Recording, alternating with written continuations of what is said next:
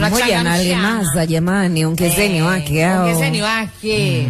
Mke mdogo, mke mmoja analemaza. Unataja kumpa adhabu akiwa analeta mambo mengi. Muongezee tu changamoto. Inabidi akupe changamoto kidogo. Sasa je? Zile changamoto za hapa na pale. Umeelewa Yaani huyu akichambia huku, huyu anasimamia huku. Huyu akisimama juu ya kiti, huyu kwenye kigoda. Yale ndio mambo ambayo tunayataka. Yaani ukienda huku ukandwa mgongo, huyu huku anakukanda miguu. Ni hivi, ukienda huku kwa bi mkubwa moto, ukija kwa bi mdogo moto. Raha unapata wewe. Raha unapata wewe. Huyu akichamba sikio vimetibuka na huyu huku anachamba.